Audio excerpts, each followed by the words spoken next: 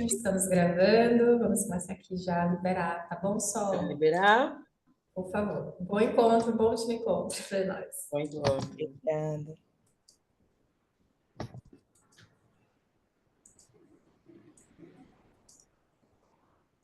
Boa noite. Boa noite, Gilmara.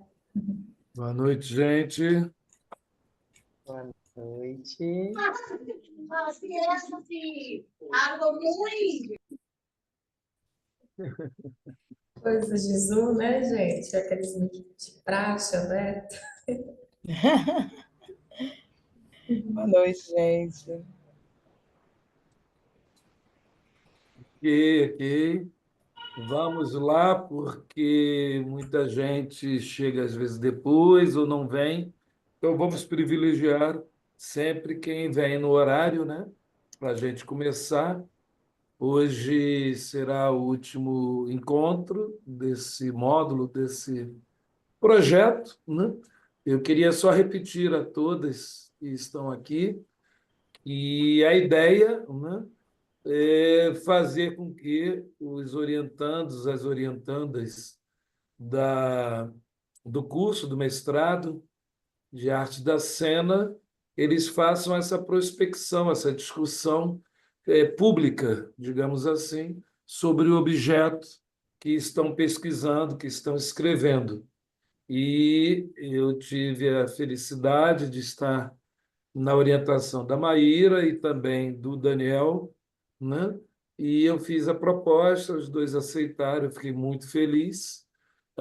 Foi num tempo curto demais para organizar, e hoje a gente chega ao último dia deste, e na outra semana, se eu não me engano, vai concluir também o do Daniel, que é o Teatro Negro, Teatro do Oprimido e Psicodrama.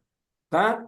Então, mais uma vez, em nome da Pele Negra, Escola de Teatros Pretos de Salvador, agora também tem o CTO da Bahia, que está funcionando super bem há 2 meses, e agradecer a parceria com a Célia Helena. Passando aqui a bola para a Neabi, Célia Helena, Maíra. Oi, gente. Boa noite, boa noite. Ai, já saiu. Agradecer, né? A gente está aqui nesse último encontro. Tivemos alguns percalços, né? O Lico bem trouxe, né? Que a gente teve um tempo curto de organização, mas acho que mesmo nesse tempo curto a gente conseguiu reunir pessoas aqui de contextos tão diferentes, né? Ouvimos falas super importantes e alguns cancelamentos, infelizmente, pessoas que a gente convidou, mas eu acho que a gente conseguiu explorar bem assim o universo de formação e a perspectiva mesmo de alguns cineastas, assim, óbvio que com lacunas importantes, seria importantíssimo ter ouvido cineastas outras regiões do Brasil, ter ouvido cineastas que estão em estágios de carreira diferentes, que têm background diferente, até mesmo para ter pontos de discordância, né, daquilo que a gente está discutindo.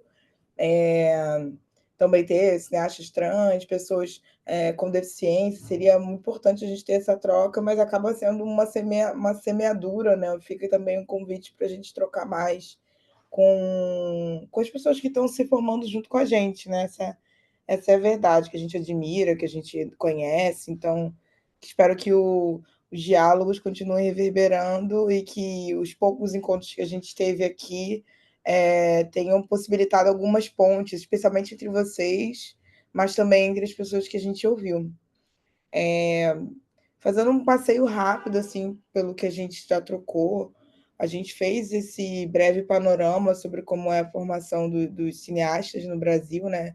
Viu lá naquela conversa onde teve um pouco mais de referencial teórico, que existe uma lacuna, né, na formação e por isso que as políticas públicas são tão importantes. Alguns exemplos foram citados aqui de cursos e formações em espaços não institucionais que foram acessados por alguns dos cineastas que mencionaram. Outros eles estão engajados na formação desses espaços, né, assim como o Luciano Vidigal e o Nós do Morro, por exemplo. e a gente viu um pouco, também ouviu um pouco das dificuldades, né? Das dificuldades, atravessamentos que é para a formação de cineasta negro no Brasil. Falei um pouco da minha experiência e a gente ouviu um pouco dos de vocês também. A gente ouviu, então, o Emílio Domingos, ouvimos o Luciano Vidigal, a Maria Chu e, por último, né, o Estevão Ribeiro. Eles trabalham, sobretudo, com direção e roteiro, né? Então, óbvio que a gente acaba ficando ali muito em cima, nesse breve panorama, do que é esse espaço, mais até de poder e da criação dentro do audiovisual, mas a gente entende que tem toda uma cadeia produtiva, onde direção e roteiro é só parte, né, desse se fazer cineasta, né, desse fazer cinema, sobretudo no Brasil, onde a gente tem um número de técnicos, né, muito grande, né, falando de câmera, de som e da própria produção, a produção executiva, e se fala muito, e não é um clichê, mas é um clichê, mas eu vou repetir, né, que cinema é coletivo, né, porque cada um dos profissionais constrói esse tecido que a gente vai ver na tela, né? E aí não só esteticamente, mas também politicamente, né? Então, novamente, convidando vocês a seguirem, né, nesse diálogo com todos os profissionais, assim, em espaços como esses do Círculo, né, que a Helena Pele Negra e NEAB estão promovendo, mas também em outros espaços, como associações, entidades, coletivos, assim. Falando um pouco só da minha perspectiva, mas acredito que isso vai talvez ecoar muito em vocês também. Para mim é fundamental, assim, é meio indissociável essa minha atuação, formação política, de território, de base, da criação, assim como também estar aprendendo, ser eterna aprendente e também educando, educadora, também atravessa muito, né? Então, quem tem esse privilégio, que eu chamo de privilégio, de poder estar das três pontas desse triângulo, certamente vai ter uma criação, assim, uma atuação muito mais enriquecida, muito mais consciente, né, digamos assim, do que é ser cineasta no Brasil e no mundo hoje.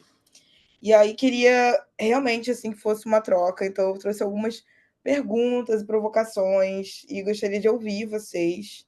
E a primeira pergunta, provocação, assim, talvez que eu tenha, é que das 4 pessoas que a gente ouviu, né, 5, somar comigo, 6, o Lico, Jamile, cada um de vocês aqui, queria ouvir, se alguém quiser trocar, quiser falar, qual foi a fala ou a situação que mais reverberou desses encontros que a gente teve.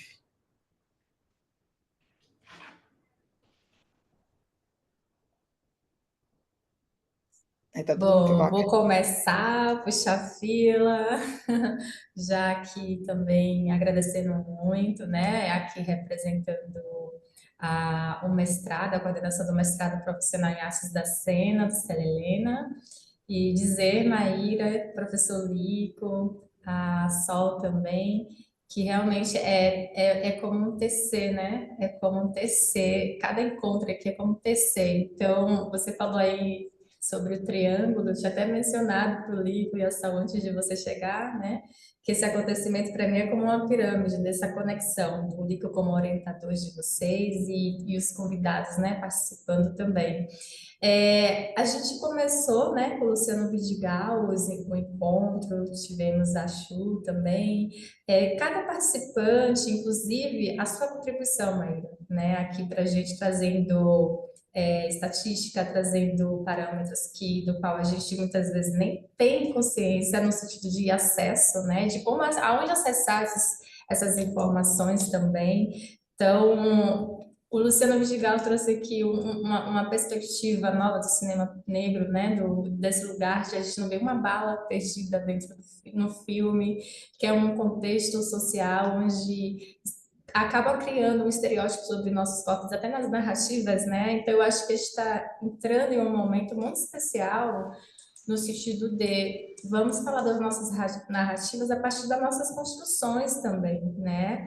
Então, toda essa pavimentação que vem ocorrendo, eu acho que vai trazer para todos nós, uma nova perspectiva mais aflorada, porque a gente já vê, né, os movimentos que estão acontecendo, mas esses núcleos de enquanto nos permite, né, essa imersão que você aqui lindamente vem proporcionando para a gente. Quem sabe aí vem os próximos módulos para a gente continuar se alimentando, mas imensamente grata. Eu pude, além de trabalhar aqui com vocês, também aprender, porque é isso, né? São as trocas que vão nos levando para um olhar mais maduro, fortalecendo também a nossa fé, né? De querer fazer, de querer produzir, porque teve uma fala, inclusive, de alguém, né, que falou, ter coragem para poder criar e produzir no meio de tantos impedimentos, né? Que quando a gente chega numa linha, eles esticam mais a linha, né? De chegada. Então, isso aqui também, além de uma aula, foi um fortalecimento nessa perspectiva de fortalecer a nossa crença sobre os nossos projetos, sobre os nossos elos, né? E a dos nossos pares também. Então, realmente agradecer muito. E hoje também aqui, tenho certeza que vamos aprender muito te escutando também.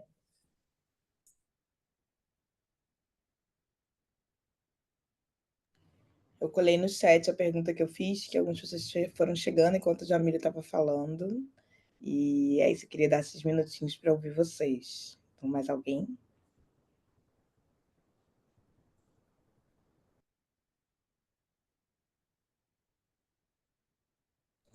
Assim, eu vou ficar triste que ninguém repercutiu nada. Mas eu acho que tem um ponto que a Jamile falou de renovação de crença, fé, né? Acreditar no fazer, assim, acho que isso foi uma fala que permeou, né, nossos 4 convidados que estiveram aqui, e também nas suas estratégias, né? Então, a gente acabou passando por isso também, assim, sobre essa questão de estratégia. E falar um pouco de mim em particular, já que ninguém está com muita coragem de falar. Ah, Gilmara levantou a mão, pronto, depois eu falo. Boa noite. Maíra, assim, como vocês já sabem, né, eu não sou da produção, eu não sou cineasta, eu sou professora. Mas a minha pesquisa no mestrado, eu estou pesquisando a questão da ferramenta de fortalecimento nos processos de resiliência. E aí, esses processos de resiliência, eu estou procurando estudar já desde as crianças bem pequenas, né? Porque eu tenho situação de criança que viu o pai ser executado dentro de casa, não, na rua, mas na ocasião estava com o pai, né, nos braços do pai. Enfim, mas eu busco estudar mais essa questão do fortalecimento da resiliência em pessoas que estão em situação de vulnerabilidade social. E é muito triste ainda em 2025 a gente dizer que a cor da nossa pele ainda, né, passa por essas situações. E, assim, como professora, depois de tudo que eu ouvi, é impossível não crescer mais o senso de responsabilidade, né, da gente com o que nós estamos trabalhando, que pessoas nós estamos formando. E, assim, tem me motivado muito, né? Depois que eu ouvi, na última aula eu falei que nós estamos falando da formação de cineastas, mas no que diz respeito à pele negra e também à pele negra da mulher, eu acho que em qualquer outro profissional, talvez a história, o percurso não seja muito diferente, né? Eu acredito que todas nós passamos por alguma violência, né? Por essa questão da nossa cor, da nossa raça, da nossa história, e infelizmente algumas pessoas sentem vergonha disso, né? Então, assim, cresce muito, sabe, o senso de responsabilidade, de você querer buscar, né, tanto na prática como na teoria, recursos para que a gente traga para dentro da sala de aula realmente um espaço onde se possa sonhar e que se tenha segurança, né? Porque essas falas assim colonizadoras não podem mais existir dentro dos espaços escolares, mas lamentavelmente ainda existe muito disso, sabe? E assim, quando a gente traz uma sugestão, né, até coisa assim que você acha que já foi superado, como falar do Dia do Índio, né, trazer celebração, assim, eu sou cristã católica, mas eu passei por um estresse no meu local de trabalho porque trouxeram a encenação da Santa Ceia para dentro da escola e, por incrível que pareça, só quem se posicionou fui eu, né, mesmo sendo cristã católica, porque eu acho uma situação de desrespeito com as pessoas das demais religiões. Mas é isso, né? E no mais, só agradecer a você, o professor Lincoln também, por nos dar essa oportunidade de ouvir, né?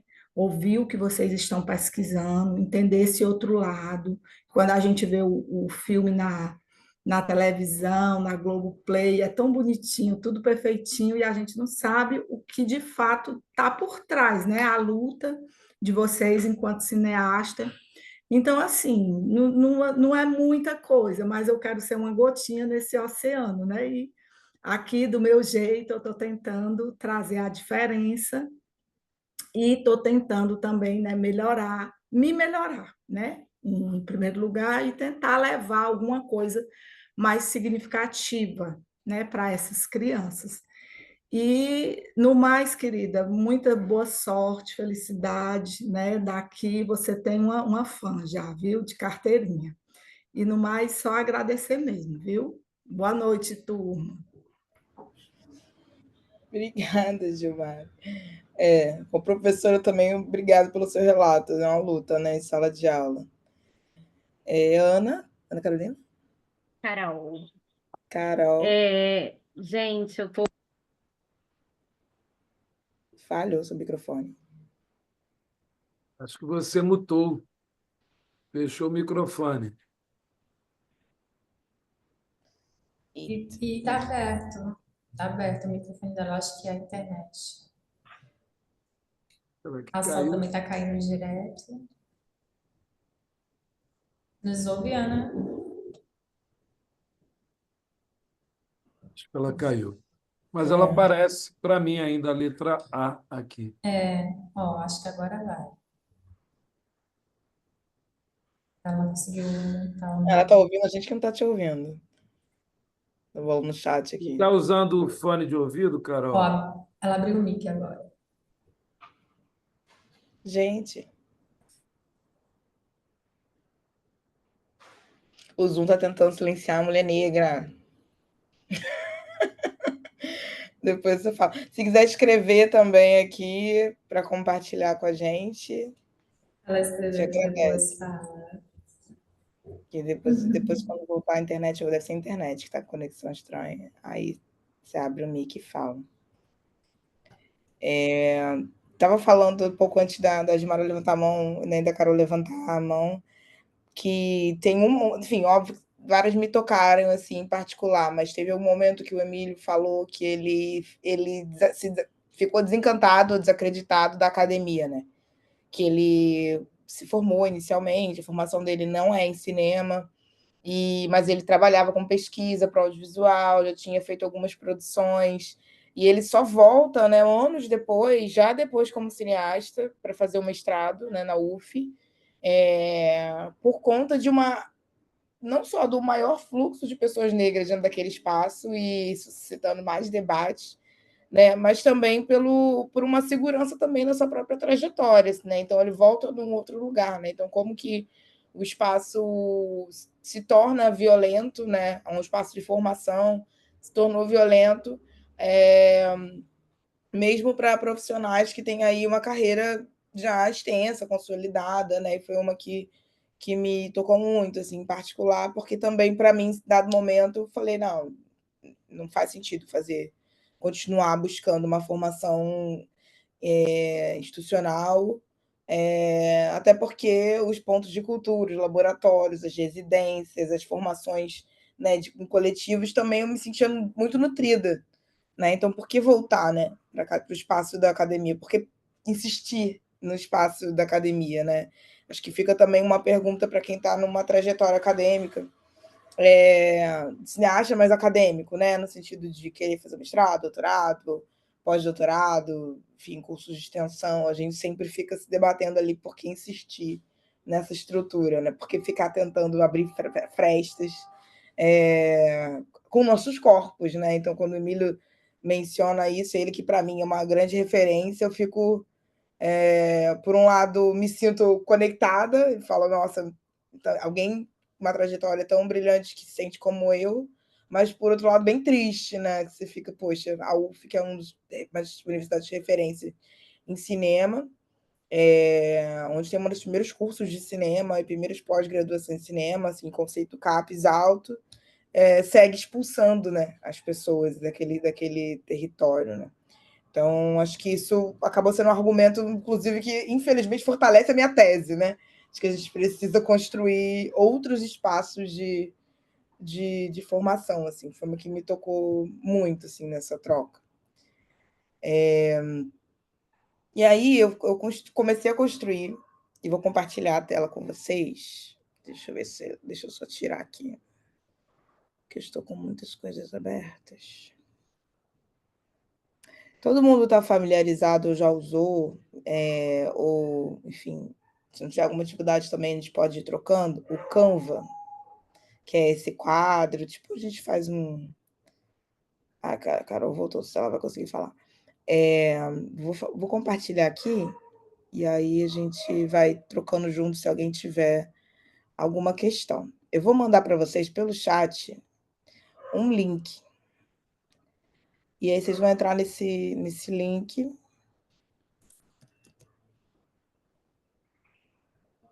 Me avisem se vocês conseguem entrar. Que é mais fácil, que eu não vou precisar compartilhar a tela. Todo mundo vai aparecer aqui para mim à medida que vocês forem entrando ou não.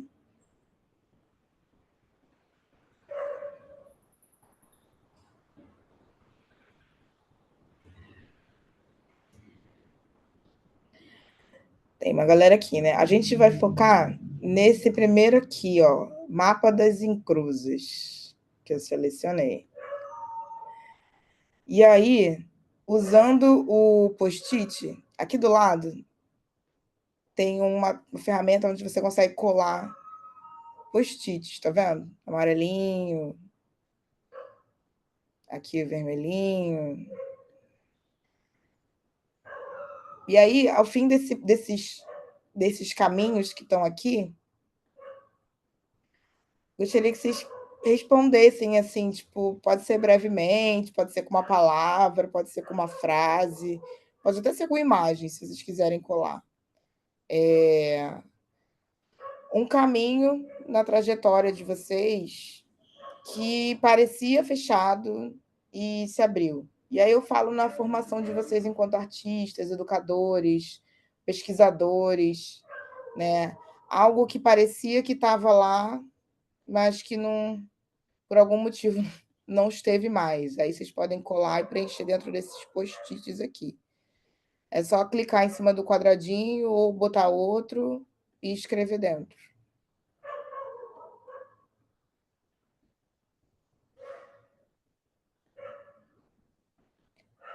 Então, no fim desse primeiro caminho, é um caminho que parecia fechado e se abriu.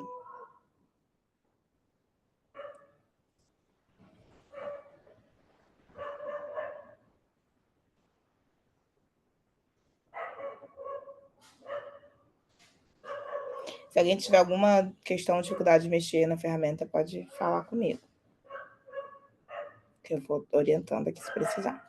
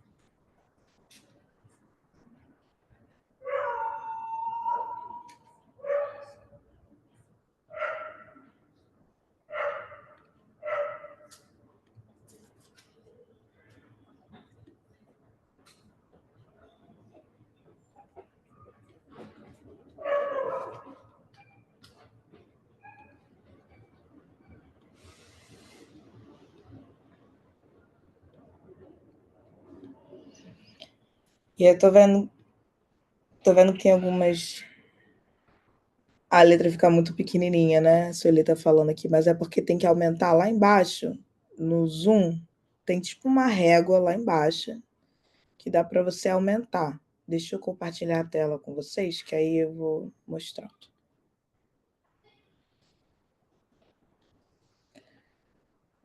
Aí, janela aqui. Vocês estão vendo minha tela? Então, né? Sim. Aqui, ó, vocês conseguem aumentar nesse, tá vendo? Nesse zoom aqui. Aí ia ficar mais fácil de enxergar tudo que está escrito, quem escreveu o quê. Vê se melhorou, Sueli.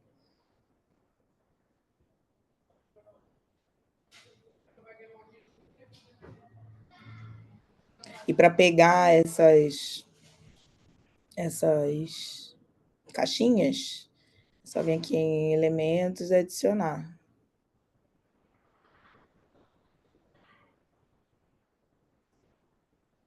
Eu adicionei aqui, enquanto vocês estão escrevendo, uma foto, por exemplo, de um espaço de cinema, que é um dos poucos cinemas de rua que tem no Rio de Janeiro, na cidade do Rio de Janeiro, que é Estação, que é um grupo que, enfim, começa como uma. Acho que eu cheguei a mencionar isso numa conversa que a gente teve.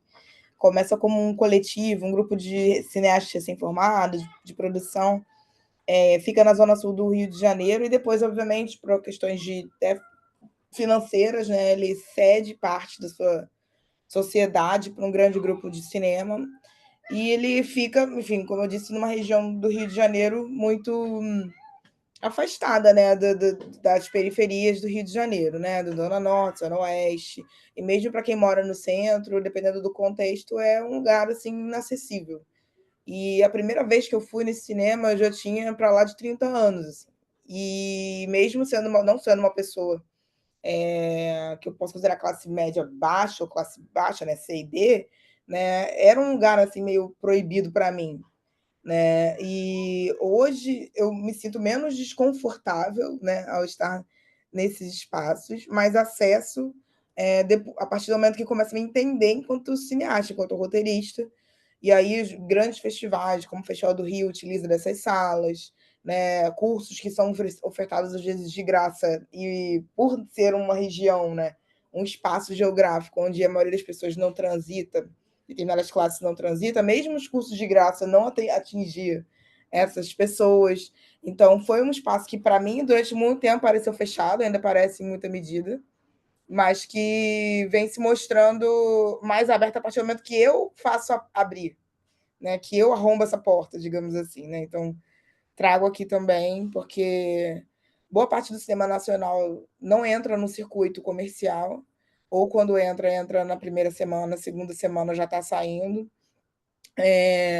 E os filmes, né, dito filmes de arte, né, que a gente pode discutir que seria isso, mas filmes que são mais autorais, assim, menos de blockbuster, mesmo menos de bilheteria, eles estão só nesses espaços. Então, até para você criar um repertório, referências, que é uma parte tão fundamental para a formação do cineasta, do roteirista, do diretor, do artista, né, já é dificultado. E óbvio que a gente tem aí pirataria, mil outras possibilidades, mas a experiência imersiva individual e coletiva do cinema, com esse vasto repertório, acaba ficando em alguns poucos lugares das cidades, né?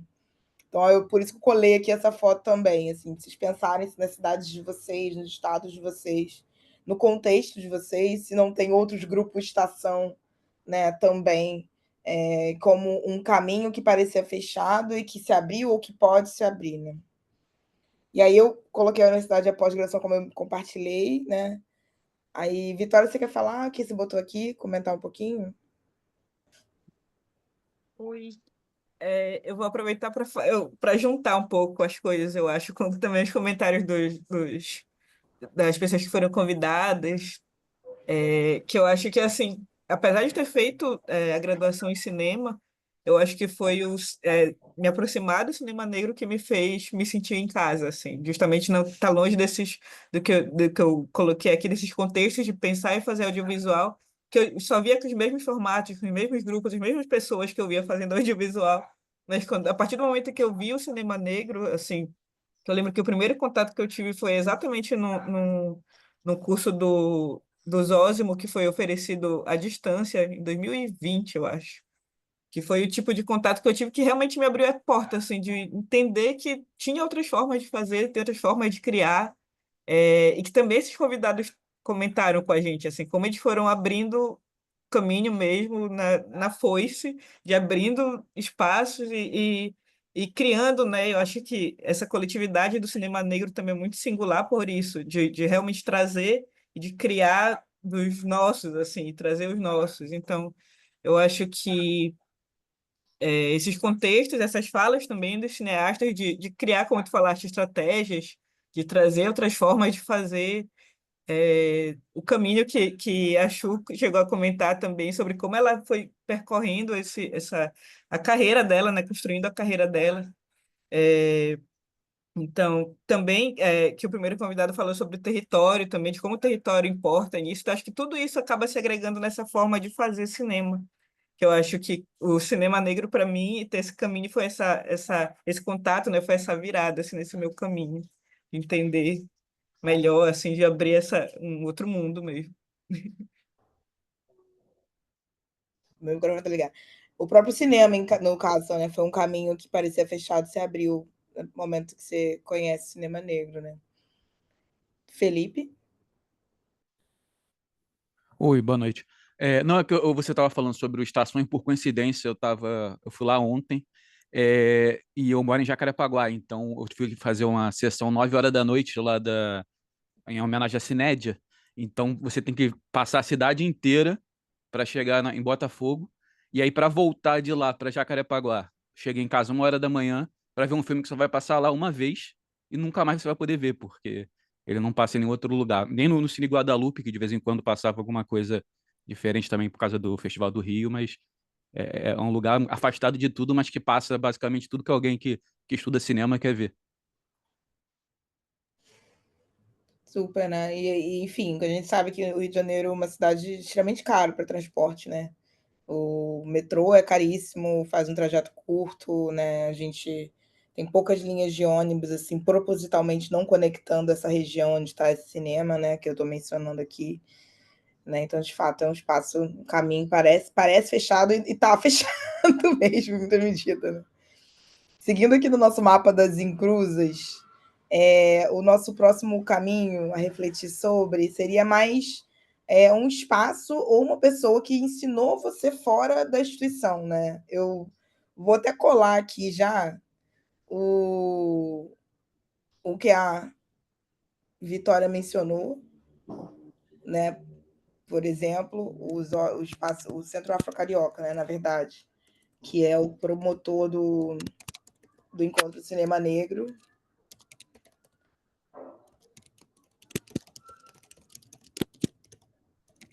que é um espaço desses que a gente pode dizer não institucional, né, porque não é uma universidade, né?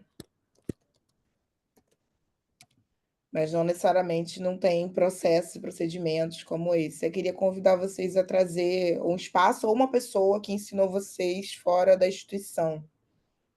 E aí é o mesmo esquema, a gente pega aqui as caixinhas de texto, vou colocar aqui algumas já para facilitar. E só preencher.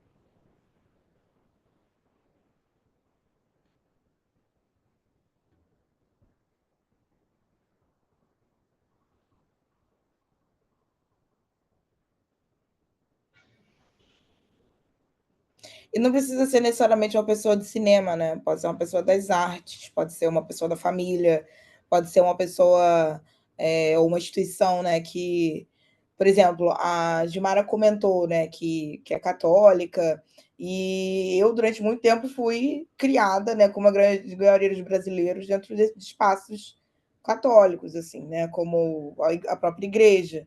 E não foi o lugar que, assim, digamos, me abriu para o cinema necessariamente, mas me abriu para um senso de coletividade e espaço de sociabilidade, assim, e que, mesmo não sendo hoje, não me identificando mais como católica, ainda me emociona, né? Quando eu estou num espaço de missa, por exemplo, de ritual, né? Que se dá nesses contextos, onde todo mundo está ali, aparentemente, no mesmo propósito, né? Fazendo uma mal comparação, assim, porque a gente está falando de instituições completamente distintas, né? E de espaços com ideologias completamente distintas, muitas das vezes, mas uma sensação de arrepiar, assim, mesmo que eu não veja um filme muito bom, assim.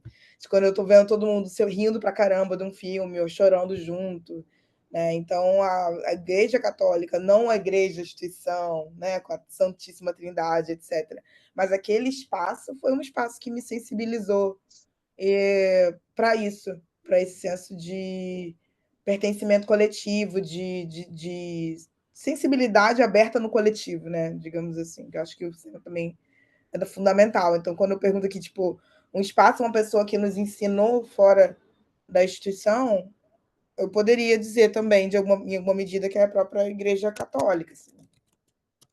Ou a igreja, né? Os espaços de religiosidade.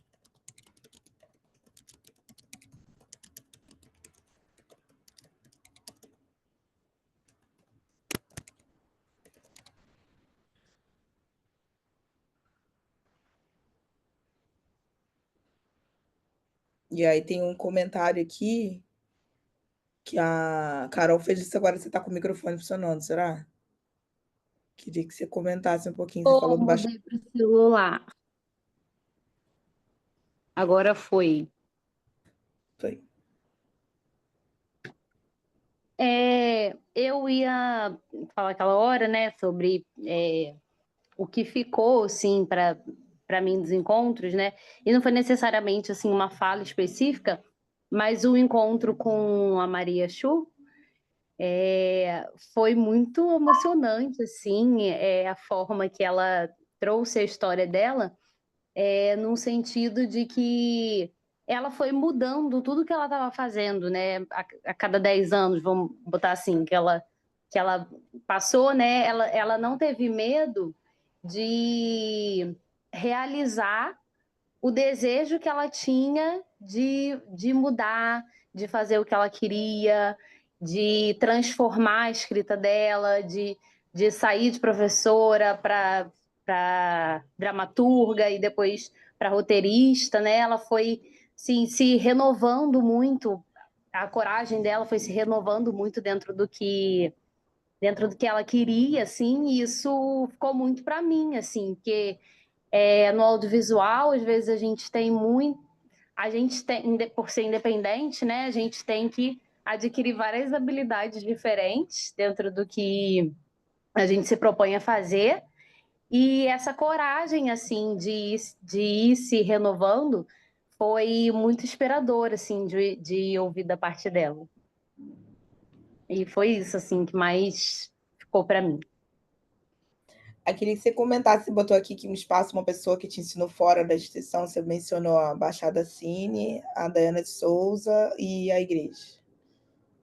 Então, Baixada Cine foi o primeiro lugar que eu estudei, assim, alguma coisa de audiovisual, que eu venho do teatro, né? Ainda sou, mas agora mais no audiovisual. E aí eu vi uma oficina, assim, de cinema de periferia e que eles davam bolsa para a gente ir, né? Na época eu morava na Penha e era em Belfort Roxo, era perto. E aí eles davam bolsa para a gente ir lá. Um mês e meio de curso, vou ver o que é. E aí eu fui e eu fiz vários amigos lá, pessoas que trabalham comigo até hoje, assim, e foi uma oficina muito inspiradora no sentido de que era assim, pega a câmera e filma o que vocês quiserem, como o roteiro vocês quiserem, e era uma coisa meio assim, gente, posso fazer o que eu quiser, o que eu vou fazer. E a gente fez várias experimentações, assim, que não necessariamente viraram algo depois, mas foi muito interessante a liberdade, assim, de pensar. Não, poxa, se pessoas que estão fazendo há tanto tempo estão me dizendo faz dentro da sua inspiração, por que não fazer, né? E foi onde, assim, eu senti que era o que eu podia fazer mesmo e venho fazendo desde então. E tem a Dayana, que a gente trabalha junto aqui na minha produtora, que é a Haber Produções, que foi minha professora de história. E hoje a gente trabalha junto, né? Ela é roteirista, eu sou produtora. E foi alguém que não necessariamente me ensinou algo dentro do audiovisual, mas que eu me inspiro muito como profissional, assim, e gosto muito da trajetória, e a gente vem aprendendo várias coisas juntas. E a igreja também, que sempre foi o espaço onde eu tive liberdade para me sentir. Liberdade e segurança, sempre foi um espaço seguro para eu experimentar as minhas realizações, as minhas encenações e poder, assim, me abrir para o mundo.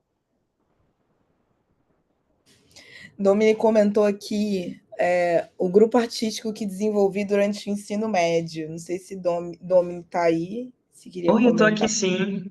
Tá aí? Foi uma pergunta muito difícil, gente. Sintetizar assim o meu aprendizado artístico em uma pessoa ou um espaço. Eu pensei logo num grupo que eu desenvolvi durante o ensino médio, que pensando nessa questão de sensibilização que a Maíra trouxe, que, poxa, se enquadra totalmente nesse trabalho coletivo que é o audiovisual e o cinema por si só, me trouxe muito repertório, muita vivência, muita humanidade.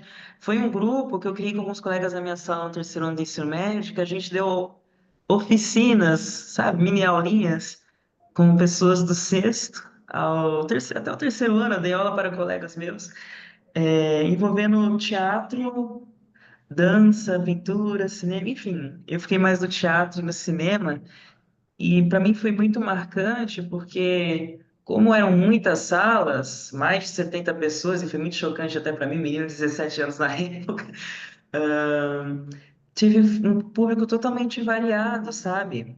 Então, assim, tivemos um aluno que estava em espectro autista, se não me engano era o Levi, tivemos alunas totalmente tímidas, sabe? Alunos representando também a questão da negritude e que assumiram muitos papéis lindos.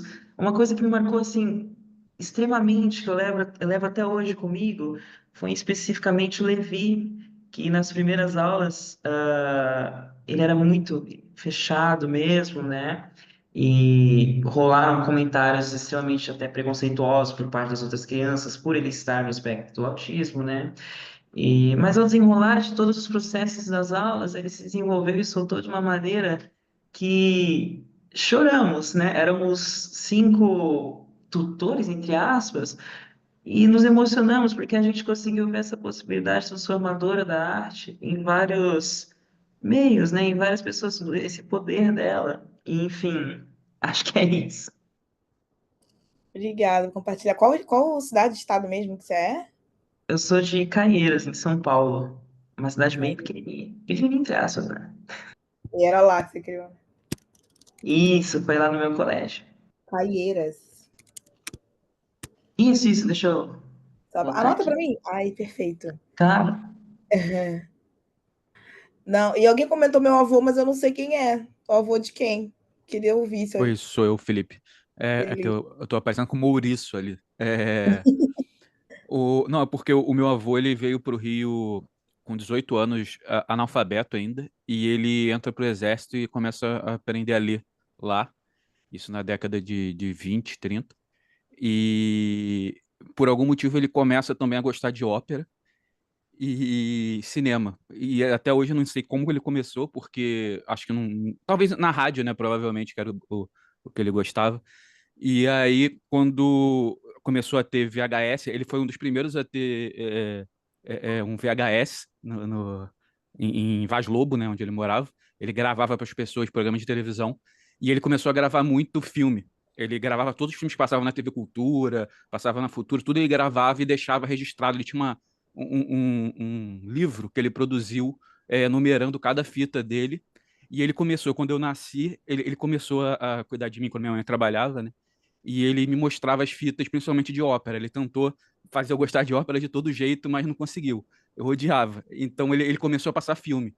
E aí ele passa, principalmente, eu lembro até hoje que foi quando ele botou a fita do Sete Samurais, foi o que fez eu decidir fazer cinema, assim, foi o ponto de virada completamente que eu falei, cara, eu preciso fazer isso. Ele não gostou muito, porque ele achou que eu tinha que ser advogado, mas ele me apoiou, eu fiz faculdade na Estácio, né, foi particular, e ele foi o cara que me ajudou no início a pagar a faculdade, então, se não fosse ele, eu não teria feito cinema nem porque eu não conheceria cinema como eu conheço, por causa dele, mas também porque ele me ajudou financeiramente a entrar na faculdade. Bonito, obrigado por compartilhar. Não tinha como você virar outra coisa, né? 900 fitas dentro de casa. Eu tinha E várias aí, estantes de fita. imagino, né? E aí vou puxar aqui para a próxima, nossa próxima encruzilhada. Então, uma escolha difícil ou uma virada importante? Estou puxando para essa porque você mencionou que Felipe mencionou aqui, né, que começou uma universidade, né, tinha uma expectativa familiar, né, em dado momento teve que mudar, tem uma questão de, enfim, geografia, de mudança de curso, né? Aí queria que vocês compartilhassem aqui com a gente uma escolha difícil ou virada importante. Não precisa ser essa, tá, Felipe? Estou aqui puxando você de exemplo, mas obviamente pode ter outras.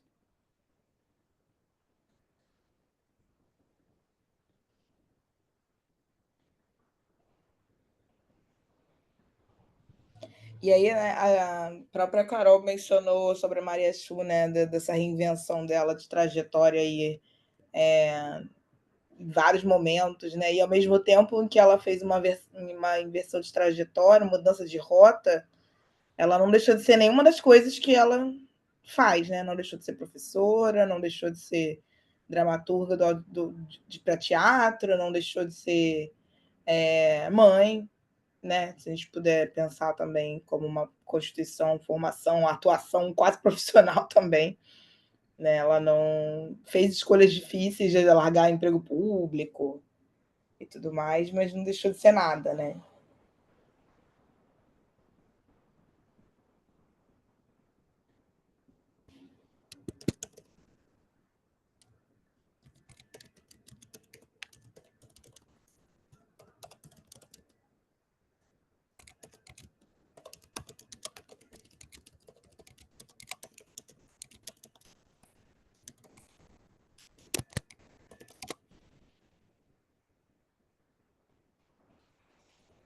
Talvez sejam escolhas difíceis que vocês não fizeram ainda, né, dentro da sua carreira de artista, de cineasta, acadêmicos, mas pensam muito em fazer, né? Talvez não tenha sido feito ainda.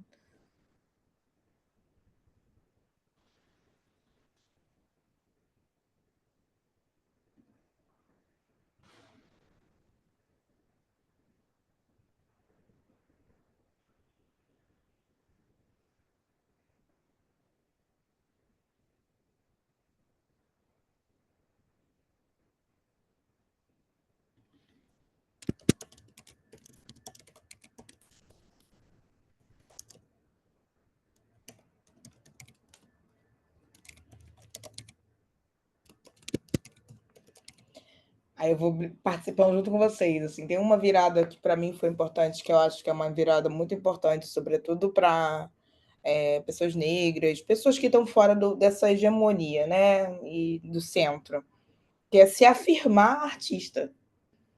De alguém perguntar o que você faz da vida, e você faz, e você não gaguejar e falar, não, eu sou roteirista, eu sou cineasta, eu sou diretora, eu sou atriz, sou ator, sou produtor, eu sou dona de uma produtora de audiovisual, né? Essas viradas também que é da afirmação, né? Tem, enfim, uma série de pessoas intelectuais negras que já falaram sobre isso, né? Que quando a gente não se nomeia, alguém vem e nomeia, né?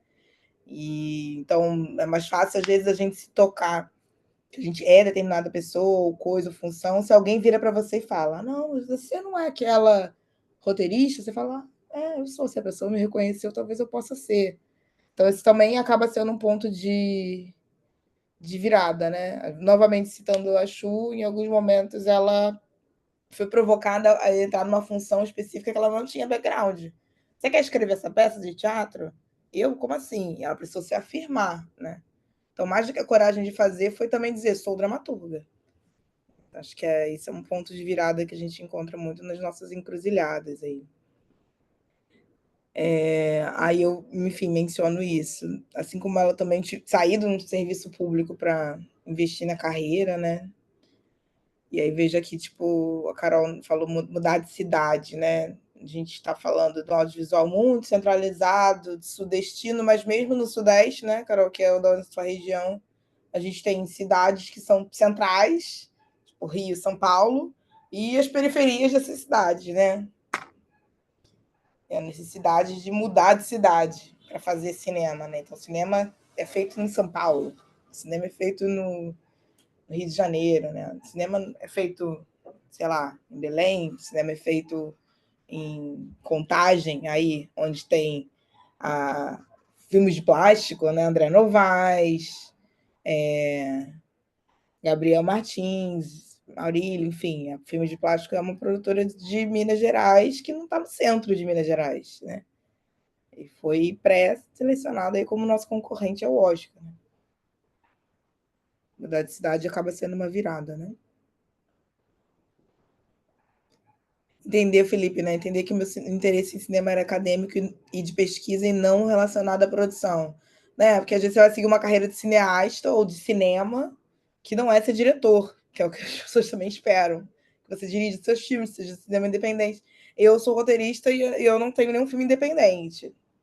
Né? Eu presto serviços, eu presto a minha arte, a minha criação para obras que são contratadas dentro de plataformas, de canal. Não estou dizendo que eu não posso fazer outra coisa, mas isso não me faz menos artista também, entender que a gente pode exercer uma função e ser profissional nesse contexto, e não necessariamente ser autor, né? Tem vários espaços assim, nesse contexto. Enfim. Ei, Beleza? Maíra, eu não vi assim sobre estatísticas, né, sobre parâmetros, enfim, mas uma fala sua que me chamou a atenção é sobre esse lugar do território, né?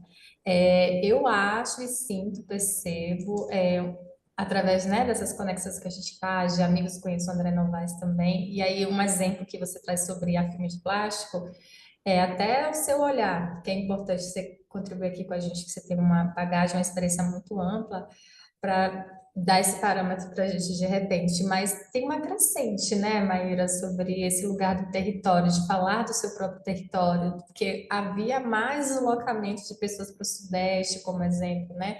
Que o Brasil estava muito nesse lugar, São Paulo-Rio, né? Sabe, só havia esses dois lugares para o audiovisual, a telenovela.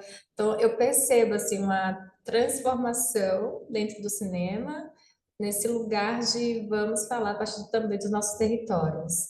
Se puder, não sei se pode afirmar isso, ou se de fato é só uma impressão minha, ou se Não é impressão sua, mas é assim, não é também totalmente despropositada ou por motivações artísticas, né? Eu acho que o que a gente tem de informação, né, é que, enfim, as grandes produtoras, aquelas que acessam as políticas públicas, aquelas que têm fomento privado ou público para fazer filme e série, enfim, audiovisual, elas estão de fato no Sudeste, né? Ela tem uma crescente, né, do Nordeste, mas aí a gente está falando muito de Bahia ainda, Pernambuco, e menos no Centro-Oeste e no Norte, e tem uma produção também no Sul, assim, encabeçada inclusive pelo próprio Jorge Furtado, enfim, tem um movimento do Sul também muito forte. Então, as principais produtoras principais que eu digo em termos de tamanho e acesso, estão nesses territórios, assim como as formações nível superior estão nesses territórios, mas o que começa a acontecer nos últimos anos? Políticas públicas de descentralização. E aí não vou nem chamar de descentralização, vou chamar de nacionalização, né? Porque se a gente está falando de Brasil, a gente não está falando de descentralizar, a gente está falando de distribuir de maneira equânime. E isso começa, né, desde do Fundo Setorial, os filmes de baixo orçamento, que acabou contemplando, né, filmes de outros lugares que não só do Rio e de São Paulo, que estava disputando, né, os grandes orçamentos, mas também no própria lei paga, né, na lei de TV paga, se começa a ter um percentual de produto audiovisual brasileiro, né, de conteúdo brasileiro. É a lei de TV paga, que já tem, enfim, seus 20 anos aí, ela distribuía também nas emissoras locais. Então, daí também vem os filmes, os programas locais, né? E a gente começa a ter mais referência, né? Narrativas que são regionais, chamadas de regionais. Que é engraçado, né? Porque a gente dita regional, porque tudo que não é sudeste, quando na verdade tudo é regional. E isso impacta também. E no último ano, principalmente agora, né, na gestão da Margarete Menezes, né, e a briga, né, dos movimentos sociais, mas que vai ganhar eco com essa gestão do Ministério, é pela nacionalização, como eu falei, e não mais pela descentralização. E aí o Fundo Setorial muda todo o seu conselho, que o Fundo Setorial é esse maior fomento que tem, né, que vai parte do imposto de exibição, vai para isso, vai tudo para esse lugar. Né? Então, Condecine é um imposto que se recolhe a partir de cada produção audiovisual, vai para o Fundo Setorial faz o edital e distribui. Isso sempre ficou historicamente na mão dessas grandes produtoras. A partir do momento que essa gestão atual briga pela nacionalização, ela fala: não, agora a gente vai ter cota e a gente vai. Óbvio, tô pulando aí história muito, né, muito mais do que isso, tem vários pequenos editais que estão acontecendo. A própria Lei Paulo Gustavo foi importantíssima para isso, a Aldir Blanc importantíssima para isso. Mas essa agora do Fundo Setorial é importantíssima porque a gente está falando de grandes orçamentos. Então, a possibilidade de você fazer um filme que vai para várias salas de cinema, que vai de fato furar a bolha. E aí eles brigam pela descentralização agora e estabelece cota. E o que vai fazer com que boa parte do dinheiro vá para empresas vocacionadas, que são as empresas onde a maioria dos sócios são negros, e para empresas que não são na cidade, no estado de São Paulo, estado do Rio de Janeiro, Minas Gerais, à exceção de uma parte de Minas Gerais, né? Porque Minas Gerais é um estado meio dividido. E isso também está gerando um rebuliço político no momento. Quem está acompanhando está vendo a onda reacionária falando: não, mas aí você vai desnutrir o São Paulo, você vai desnutrir Rio de Janeiro, como faremos um novo Ainda Estou Aqui, se você não dá dinheiro para São Paulo. Enfim, tem uma discussão acontecendo. Mas isso que impactou as narrativas. Porque acho que falar da gente, falar de si, falar das suas regiões, sempre foi interesse artístico. Né? A gente vai, sei lá, para o cinema novo, ali, exploração né, do sertão. A gente vai pegar a origem do cinema, a gente vê a câmera apontada para o Nordeste, para o Norte.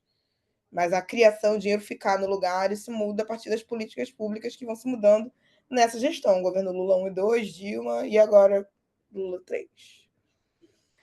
Enfim, falando muito panorâmica, muito rapidamente, assim, porque Maíra, domínio. Oi. não, uma informação rápida. A questão da distribuição, né? Há mais ou menos 2 anos atrás, se eu não me engano, ou 3, um aluno de cinema aqui da UFBA, o André Virgens, ele criou a primeira distribuidora do Nordeste, que não havia no Nordeste a distribuidora. Então, ele vai criar, ficou super feliz, né, de criar para poder o Nordeste, Brasil, né? Mas o Nordeste, como você já comentou, tem essa questão da distribuição, de chegar. Salvador até tem algumas salas, como a Glauber Rocha, própria cinema da UFBA, né?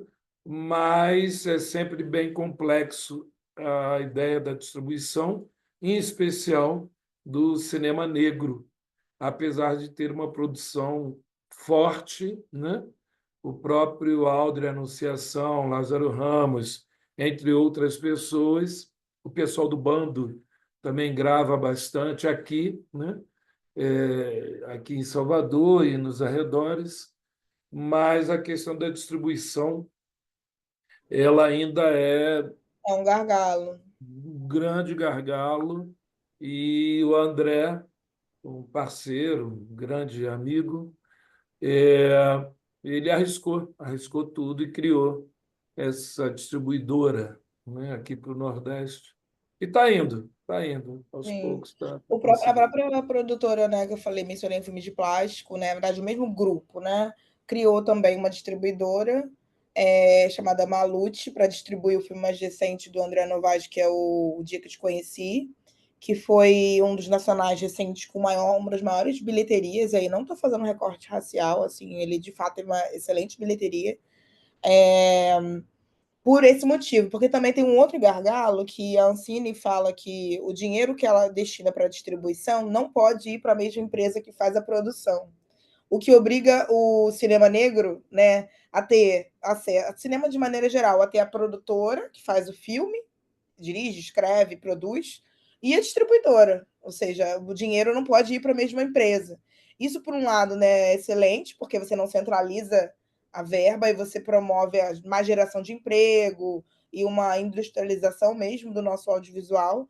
Por outro lado, para o cinema independente, para o cinema negro, é um problema, porque não tem distribuidoras, né, que pensem esse recorte. E aí você faz seu filme, produz com o seu controle narrativo, né, dentro da produtora, mas quando você vai para distribuição, você vai bater em vários entraves, assim, várias questões, porque você novamente vai estar dando parte do seu produto econômico audiovisual, né, seus brasileiros CPB lá para distribuidora, né? Ela vai lucrar junto com você. Então, a gente ainda pensando economicamente ainda está distribuindo, né, de uma outra maneira o bolo.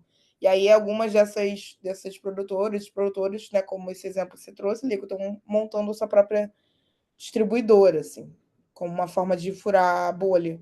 E o Brasil é um país enorme que tem pouquíssimas salas de cinema, proporcionalmente falando. Assim. A gente tem menos sala de cinema que o México, por exemplo, que tem território muito menos espaço geográfico, né? Populacional também. Então a gente tem pouquíssima sala de cinema e as salas de cinema são dominadas por poucos grupos, né? Então também enfraquece o trabalho das próprias distribuidoras, porque quando vai para competir, vai competir com Minecraft, vai competir com aquilo que gera bilheteria, né? Marvel. O que gera bilheteria é o que faz a sala de cinema se manter e sem investimento público ali para intervir e falar. Não, cota de tela, que é uma lei que volta que precisa ser atualizada, né? No cinema brasileiro, independente de qual formato, se ele é público, se ele é privado, se ele é de conglomerados ou não, ele tem que cumprir a cota de tela. Mas aí eles cumprem na forma, né, que não atinge o público, né? Bota no horário que comercialmente para eles é menos. Geraria menos prejuízo, bota no tipo meio-dia na segunda-feira, aí vai passar o filme nacional. Né? À noite, que é aquele horário onde as pessoas vão ao cinema, né? Ou ir no final de semana, não vai ter. Então, tem uma série de questões aí também com a distribuição que tornam ainda mais difícil as nossas narrativas chegarem. E os acessos ao fomento acabam Sim. fazendo com que as pessoas negras façam mais curta-metragem. Curta-metragem não tem janela de exibição, é festival, é plataforma. Agora, a Benedita da Silva está com um projeto de retomar uma coisa que já existia antigamente, que era a cada sessão de filme, independente de qual filme, exibir um curta-metragem. E aí, com isso, a sala de cinema é obrigada a exibir o curta-metragem antes do filme do longa-metragem. Todo mundo que pagou o ingresso vai pagar uma parte para o longa e uma parte para o curta. Isso gerando não só receita, como também uma maior circulação dessa forma narrativa que acaba sendo a primeira forma narrativa enquanto cineasta, né? É onde você vai experimentar a linguagem, é onde você vai inserir novos profissionais, né? Não só na frente, como atrás das câmeras também. Então, essas políticas estão aí em revisão, e eu acho que isso tudo vai contribuir para isso que a Jamile está falando, de a gente ver mais narrativas plurais, assim, sobre cada cidade, sobre cada território, sobre corpos diferentes. Né? Mas para isso a gente tem que ter essa manutenção dessas políticas. Né? A cota de tela é uma que está sem revisão há anos, né? Essa do curta nas telas também há muito tempo sem ser retomada, né? E aí a gente vê aí, Benedita aí 80 anos, né? Quantos anos de política, se ela não volta a puxar uma Benedito corda Genial. constituinte, né? Da Constituinte, não puxa, É. não volta a puxar uma corda, a gente fica sem representação desse tipo de discussão lá, né? Foi O a último, Benedita, quando diga. governadora, no Rio de Janeiro, no lugar do Garotinho, em 2003, que instituiu na UERJ, né, na Universidade do Estado, a primeira lei de cota para pessoas pretas A gente já tinha conquistado a lei, organizado e conquistado a lei, mas ela nunca havia sido sancionada, né? O governador era branco, garotinho de Campos, e aí ele sai para presidente, candidato a presidente, e ela era vice, né? Ele era do PDT, ela é do PT, e nesse ato, nesse período muito curto, enquanto governadora, que a Benedita fura a bolha também da reparação, e a gente conquista a primeira lei de cota, a primeira universidade no Brasil, depois se expande nos outros anos. Benedita é uma pessoa ímpar, especial demais. Eu acho que vale a pena, sim, Fundamental o trabalho. acompanhar toda essa trajetória e todo o apoio. Eu queria falar também muito rápido sobre a questão, você comentou em um dos eventos, se eu não me engano, com Maria, acho que foi com Maria Chu, a questão de que o roteiro, né, ele acaba vindo muito também do teatro, nas origens, do texto dramático ali. Ah, Naquele dia não havia necessidade de comentar, mas agora eu acho que é interessante, já que você está fazendo esse panorama, né, da distribuição, as salas de teatro, também como as salas de cinema, elas são concentradas nos bairros de classe média, média alta, em todo o Brasil.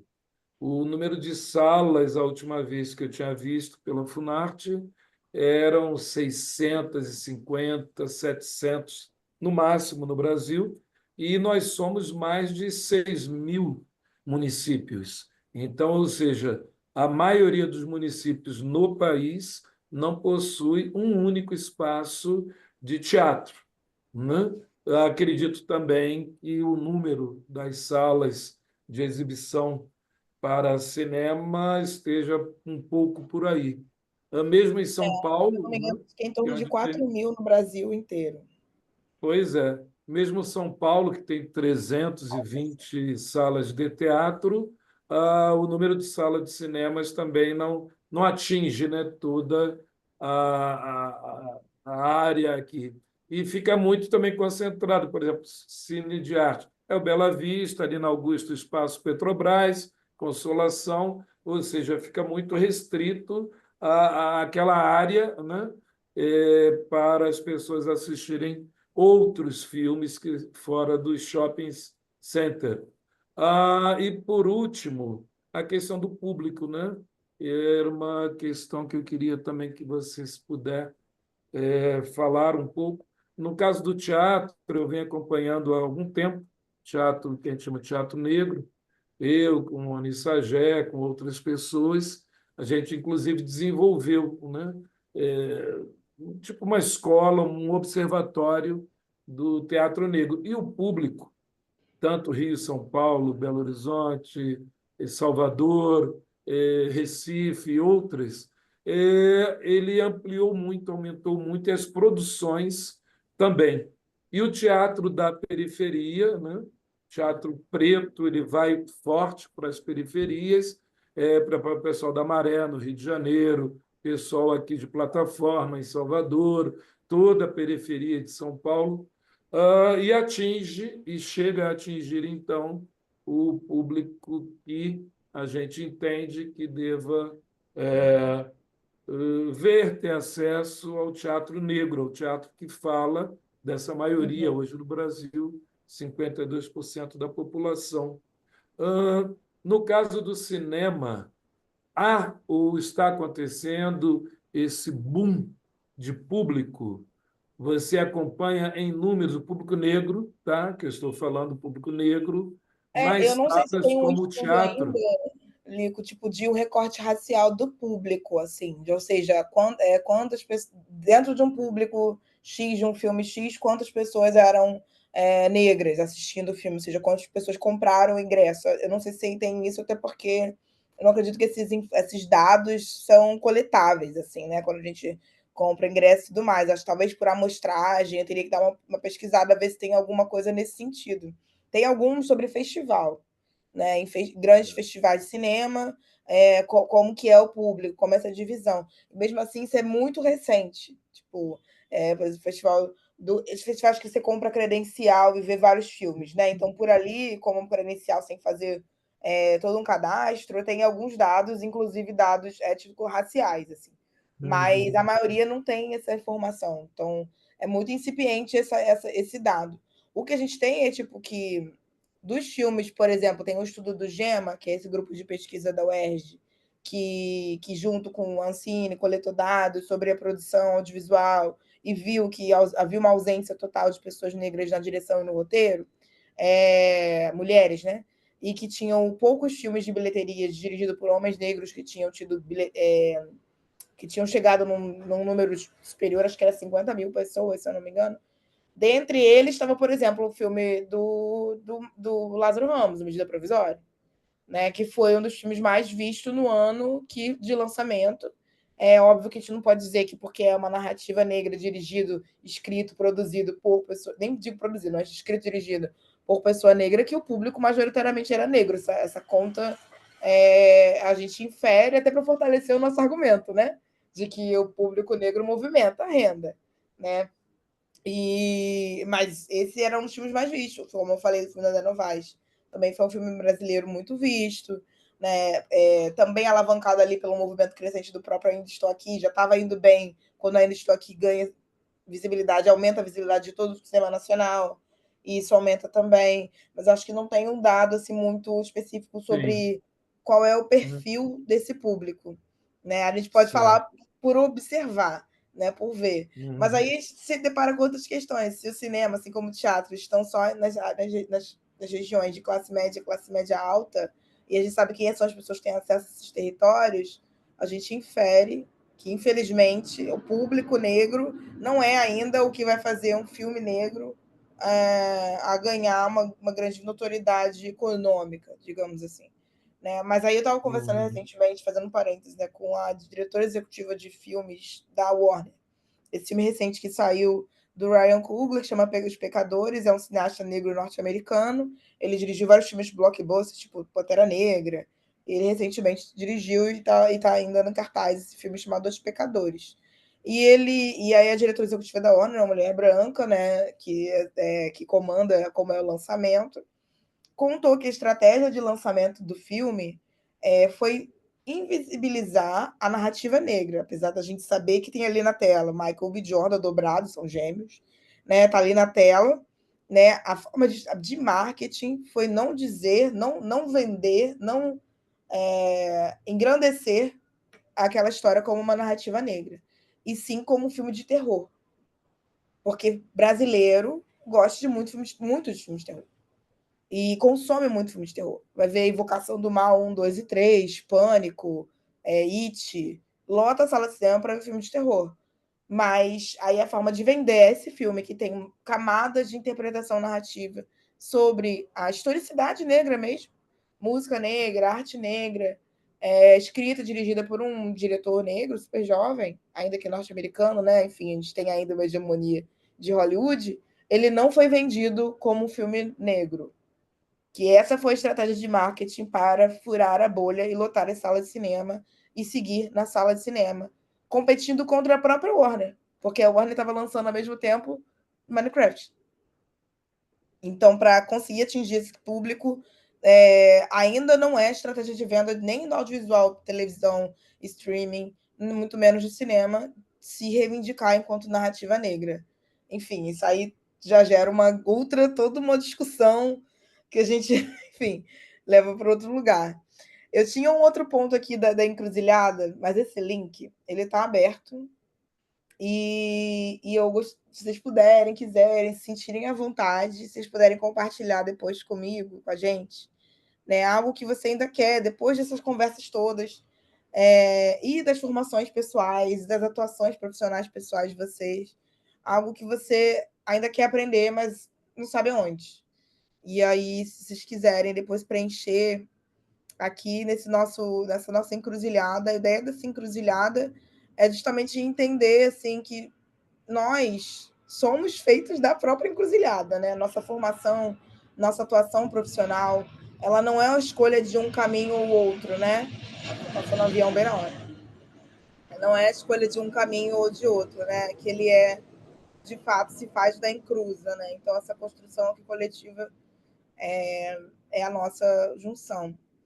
E aí eu tenho para compartilhar aqui ainda, e queria também saber se vocês querem alimentar mais um pouco das referências que me fazem, de alguma maneira, artista hoje e que eu tento multiplicar, que tem uma foto minha numa ação da APAN, da Associação de Profissionais do Audiovisual Negro, onde eu destaco aqui, vou aumentar para todo mundo ver, né, este como metodologia e junto essas referências que estão aqui para pensar outras formas, não vou dizer outras, porque aí eu tenho que fazer oposição às que são vigentes, né?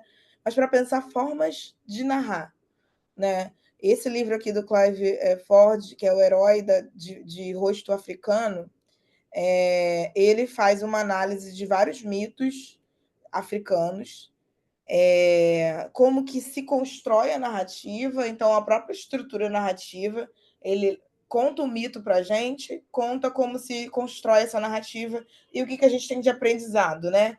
Quando a gente está contando uma história, seja no audiovisual, no teatro, na literatura, a gente segue muito o formato aristotélico, né? Já mencionei. E esse formato, depois ele é atualizado por uma série de mitólogos, como o Joseph Campbell e outros, que é o que depois vira um manual para o roteirista e para o dramaturgo também. Aquela estrutura de 3 atos, o começo, meio e fim, né? Uma resolução, um aprendizado moralizante. E esse livro ele vai fazer um apanhado de vários mitos, e aí, independente de vocês quererem escrever para o cinema ou não, até como fins pedagógicos, assim, quero ilustrar um ensinamento, quero trazer aqui uma reflexão a partir de uma outra cosmovisão. Esse livro é muito interessante, ele tem em português também, obviamente, porque essa imagem é bem mais bonita do que o livro em português. E ele vai fazendo essa análise dos mitos africanos, conta o mito, depois faz uma análise em contraposição a Aristóteles. É a própria Leda Maria Martins que vai fazer essa análise de performances, né, e de ritualísticas afro-brasileiras, sobretudo, ou de origem africana, negro-referenciadas, para contar elementos poéticos assim que são próprios nossos. Assim. É uma questão de dilatação, contração do tempo, né? Ou seja, e uma forma espiralar, não necessariamente onde a gente tem esse começo, meio e fim. Né? Que é muito parecido com o que Sotigui Koyate, que é um griot, né? Que já esteve no Brasil, e daí deu esse encontro com Isaac Bernard, fala sobre a forma de contar histórias a partir do griot, e também fala muito sobre o papel do narrador, o papel desse griot narrador, que não é só quem conta história, quem entretém, quem traz uma ludicidade, é também quem faz a mediação de conflito, é a pessoa que é de confiança de uma determinada comunidade, né? Então, a contação de história nessa perspectiva griot, e é através da sua forma também, e não só do seu papel social, tem essa função super importante, né? Então, ele traz aqui nesse relato várias apontamentos interessantes, né? Enfim, tem aqui 3, o medida provisória, né? O diário do diretor, o Diário do Diretor do Temporada, que é do André Novaes, e esse livro que é da Micaela Coel, esse não tem tradução ainda, mas a Micaela Coel é uma dramaturga, diretora, roteirista e atriz, que tem algumas séries como atriz e como criadora. Uma delas chamada Chewing Gum, Mastigando Chiclete, uma coisa assim, não sei como é que traduziram, que está na Netflix, que é super interessante, uma comédia. E uma outra que chama I May Destroy You, que está na HBO, que fala sobre... que é uma autoficção, que fala sobre o momento onde ela, se encontrando enquanto escritora, passou por uma violência sexual e a curva, né, da série é sobre a cura, se é que é possível, dessa violência enquanto se entende enquanto artista. E aí é muito interessante para a gente que é artista também, sobretudo as mulheres negras aqui presentes, verem esse filme, né? Óbvio que tem uma série de questões, assim, é importante vocês estarem num momento mais fortalecidas, né? Porque tem questões sensíveis, mas fala muito sobre como a nossa arte é atravessada pelas questões que a gente passa na vida. E ela tem esse livro que ela fala muito dos relatos dela e do processo criativo também. Então, acabam sendo ferramentas importantes, a gente ouvir o processo criativo, ler, né, e ouvir e ver a obra, e também ler sobre o processo criativo, né? São mais interessantes, a gente aprende muito mais do que os manuais, digamos assim. Né? E uma outra referência que tem aqui, esse livro da Glória Zandua, A Vulva, uma Ferida Aberta e Outros Ensaios, ela tem um daqueles ensaios que ficou muito famoso, que ela fala sobre o direito à fala, né? O poder a escrever, reivindica a escrita, né? Enquanto um direito nosso também. Ela, como mulher ticana, falando de povos melanizados, né? Esse livro aqui, A Crise da Narração, do Han, ele vai fazer uma discussão sobre essa nossa era, onde a gente vive o storytelling, as ditas narrativas, as formas de contar, e como que agora isso fortalece o story selling, né, que é contar histórias para vender, né, e que isso alimenta as informações, o jornalismo, as campanhas políticas, e também o audiovisual, e também o teatro, e também toda forma de narrar, que ele defende que o ser humano ele não é homo sapiens, apenas ele é um homem que sabe porque narra, e narra porque sabe, né? Então, narrar como uma forma de existir no mundo, e aí ele vai criticar justamente como isso virou um produto. E como ao virar produto, ele corrompe o próprio sentido de narrar. E aí, com isso, corrompe a nossa própria humanidade. É um livro muito curtinho, assim, super interessante. E eu estou trazendo essas referências aqui porque são referências que não são, que vocês não vão encontrar, né? Talvez a exceção, né, do livro da Leda Maria Martins tenha sido mais adotado, mas que não vão encontrar numa formação institucionalizada, né, de audiovisual, seja para ser criativo, produtor, seja para ser crítico, acadêmico, dificilmente eles vão estar dentro desse espaço, mas são lugares que, além dos nossos avós, das nossas mães, da nossa comunidade, desse espaço de cinema e formação que não queria que eu estivesse, mas a gente foi lá e entrou, e das conversas, das trocas que a gente tem como a gente aqui, que é da onde a gente tira, então, os nossos saberes artísticos que não compactuam, não reproduzem, né, a hegemonia. E se quiserem alimentar também isso aqui com outras referências, pode ser uma música, pode ser uma peça, pode ser a conversa de alguém, pode ser um podcast, né? Vai ser muito interessante porque aí fica aberto para todo mundo depois se nutrir também. E aí, por último, mas não menos importante, a pessoa preparou um encontro de 20 horas e está fazendo tudo correto. Mas não menos importante, eu trago aqui no nosso mapinha uma pergunta que eu vou deixar para vocês, mas queria trazer uma contribuições dos nossos convidados. Né? O que você gostaria que existisse para formar mais artistas como vocês, como você? Né? Aí a primeira foto que tem aqui sou eu, pequena, criança, que foi uma provocação que eu tive, inclusive numa aula do mestrado, que foi feita da pesquisa, que foi aonde você guarda a sua criança. Criança, esse lugar de deslumbramento, da gente se encantar, da gente não ter vergonha de fazer as perguntas, da gente se permitir errar, machucar, chorar, sentir todas as emoções.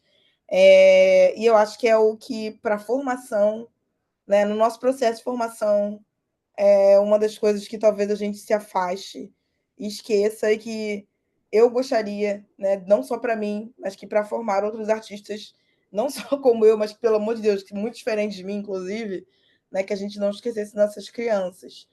E aí eu trouxe aqui a foto da filha da Maria Chu, com a Milena, que é uma personagem que ela escreveu, a Turma da Mônica, né, como uma das coisas que ela menciona muito, né, a maternidade como um lugar de nutrição para ela, uma das formas como ela se também teve coragem, né, para seguir fazendo as mudanças de vida que ela fez, né?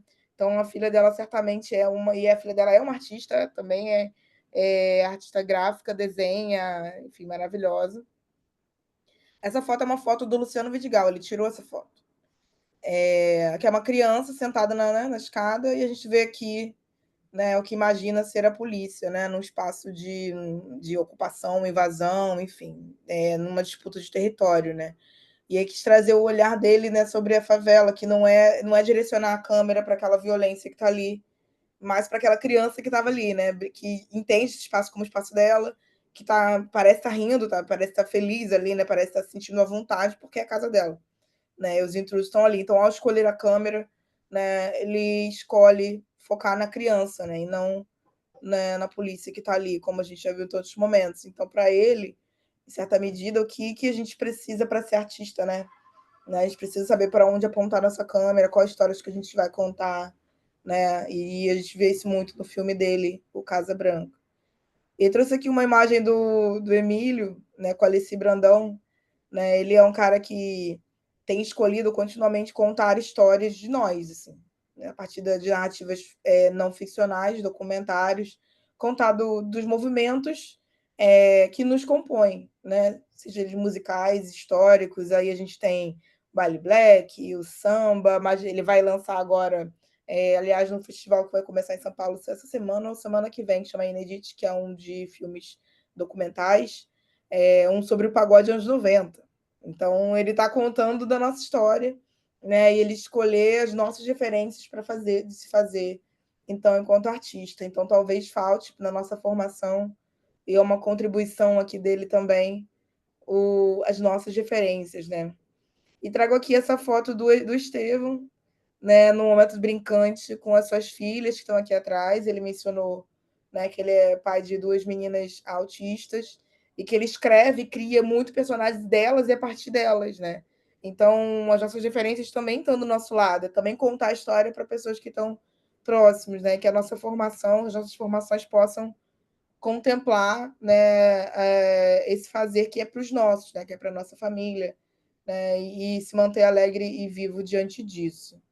E aí esse mapa ele fica aberto para vocês complementarem. Eu adoraria se vocês trouxessem no tempo de vocês, quando vocês quiserem, se sentirem à vontade, a contribuição de vocês, gente.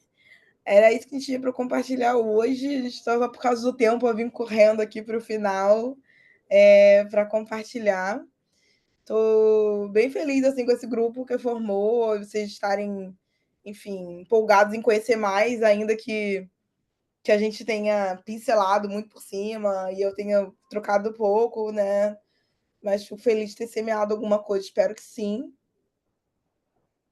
E é isso, agradecer mesmo. Obrigada. Desejar boa noite, bons ventos, dizer que contem comigo aí na caminhada de vocês. Obrigado a você, Maíra, a todas as pessoas aqui. O que eu acho interessante é que a Maíra, enquanto artista, também se preocupa com a questão pedagógica, e com a questão da formação e o teu trabalho, que é essa, entre aspas, sistematização ou criação de procedimentos que possam facilitar. Você está pavimentando, né, um caminho para aqueles que vêm logo depois, próximas gerações, a molecada que está aí já nervosa na correria, com 15 anos, 17 anos, vai agradecer bastante a esse processo que você desenvolveu e que logo, logo vai defender na Célia Helena, né? E vai depositar esse material para quem quiser.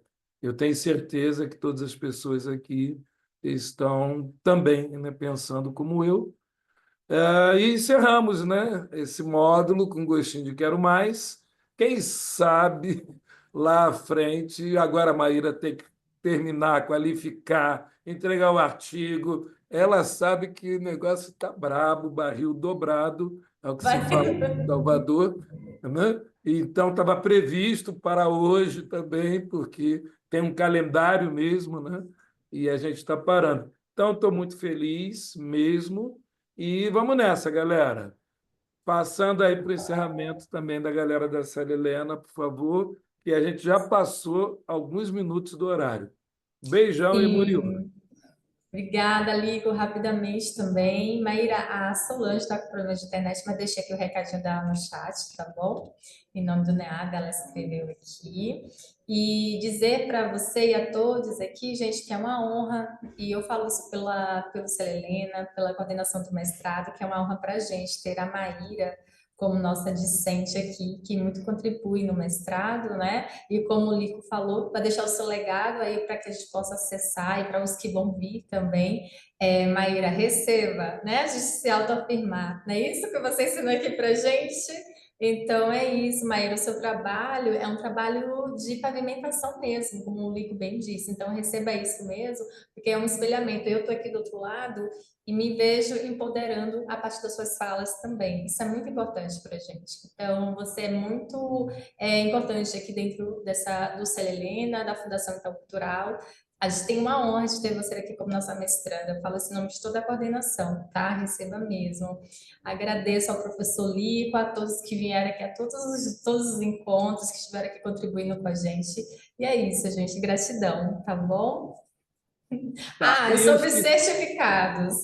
Desculpa, Uhum. Lico. Não, Peço a diga. vocês um prazo de até um mês para a gente enviar, tá bom? Para vocês, porque a gente vai conferir todas as presenças, todos os encontros, em solicitar esse certificado por cada um. Então, peço a vocês aí um prazo de um mês para a gente começar a enviar, tá? E pelo mesmo caminho, eu estou subindo aos poucos, né, essas gravações, e logo, logo a gente passa para vocês. Eu primeiro estou olhando para ver como ficou, e aí logo, logo vocês terão também o acesso a essas gravações. Tchau, gente. Boa noite, bom descanso. Boa noite, obrigada, Boa Maíra. Tchau, noite. tchau, boa noite.